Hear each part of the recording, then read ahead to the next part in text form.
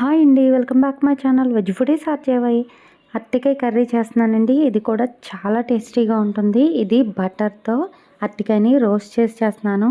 ఈ కర్రీ ముందు మనం పన్నీర్ కర్రీ కూడా అసలు వేస్ట్ అండి, అంత బాగుంటుంది. ఇంటికి ఎవరైనా చుట్టాలు వచ్చినా లేదు అంటే పిల్లలైనా సరే అరటికాయ కర్రీ అనగానే అసలు తినను అంటారు. అటువంటి వాళ్ళకి ఇలా చేసి పెట్టండి. ఇంకా ప్రతిసారి అరటికాయ ఫ్రై చేయమంటారు. అలా ఉంటుందండి, అంత టేస్టీగా ఉంటుంది. చాలా సింపుల్ కూడా, ఇంట్లో ఉన్న వస్తువులతోనే అయిపోతుంది. ముందు రెసిపీలోకి వెళ్దాం. ముందు ఒక చిన్న కడాయి తీసుకొని అందులో ఒక 4 స్పూన్ల ధనియాలు, ఇంకా 2 స్పూన్ల జీలకర్ర, 2 స్పూన్ల సోంపు, ఇంకా 1 స్పూన్ మిరియాలు, ఇంకా 4 నుండి 5 పచ్చిమిరపకాయలు, ఇవన్నీ కూడా డ్రై రోస్ట్ చేసుకోవాలండి. మీకు నచ్చితే ఇందులో జాజి పువ్వు, దాల్చిన చెక్క కూడా వేసుకోవచ్చు, లేదంటే స్కిప్ చేయండి. నేనైతే ఇలానే చేశాను. దీన్ని మిక్సీ జార్లో వేసుకొని ఒక నిమ్మకాయ సైజ్ అంత చింతపండు, సరిపడా వాటర్, ఉప్పు, పసుపు వేసుకొని మిక్సీ పట్టుకొని పక్కన పెట్టాను. ఒక పెద్ద కడాయి తీసుకొని అందులో వెన్నపూస, ఒక నిమ్మకాయ సైజ్ అంత వెన్నపూస, ఇంకా 4 స్పూన్ల సన్ఫ్లవర్ ఆయిల్ వేసుకొని వెన్నపూస అంతా కరిగిన తర్వాత 1 స్పూన్ జీలకర్ర కూడా వేసుకొని తర్వాత చిన్నగా కట్ చేసుకున్న అరటికాయ ముక్కల్ని బాగా రోస్ట్ చేయాలండి. ఇవి గోల్డెన్ బ్రౌన్ కలర్ వచ్చిన తర్వాత దీన్ని తీసేయచ్చండి. ఇవి తీసి పక్కన పెట్టేసి మిగిలిన ఈ నూనెలోనే కొంచెం మనం 1 స్పూన్ జీలకర్ర వేసుకొని, 1 కప్పుడు చిన్నగా కట్ చేసుకుని ఉల్లిపాయలు కూడా వేసుకొని, ఉల్లిపాయ సాఫ్ట్గా కుక్ అయిన తర్వాత ఇందులో 2 స్పూన్ల అల్లం వెల్లుల్లి పేస్ట్ కూడా వేసుకొని పచ్చివాసన పోయే వరకు కూడా కుక్ చేసుకోవాలండి.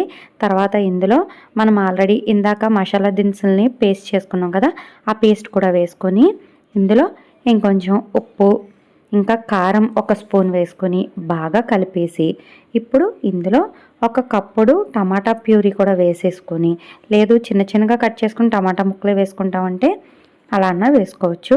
టమాటా ప్యూరీ కూడా వేసుకొని నూనె పైకి తేలే టైంలోనే మనం ఇందులో అరటికాయ అన్నది వేయాలండి.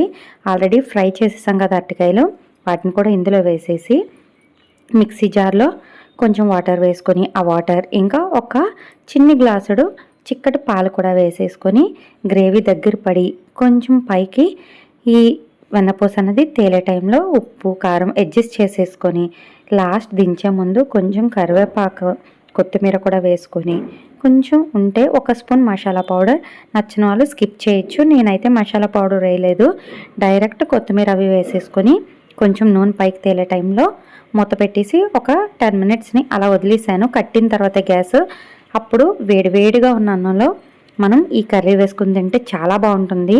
అసలు అరటికాయ తినని వాళ్ళు కూడా వారానికి 2-3 సార్లు ఇదే వండుకుంటారు, అంత బాగుంటుంది. మీకు నచ్చిందా అండి? మీరు ట్రై చేస్తారా? అయితే ట్రై చేసి ఏ విధంగా ఉందో కామెంట్ బాక్స్లో కామెంట్ చేయండి. నా ఛానల్ ఎవరైనా కొత్తగా చూస్తున్నట్లయితే సబ్స్క్రైబ్ చేయండి, పక్కన ఉన్న బెల్ ఐకాన్ క్లిక్ చేయండి. మీ ఫ్రెండ్స్కి, రిలేటివ్స్ కూడా నా వీడియోస్ని షేర్ చేయండి.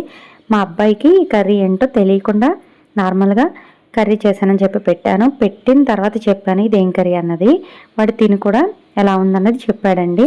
నిజంగా పిల్లలకే కాదు, పెద్దవాళ్ళే కాదు, ప్రతి ఒక్కరూ ఇష్టపడతారు. ట్రై చేయండి.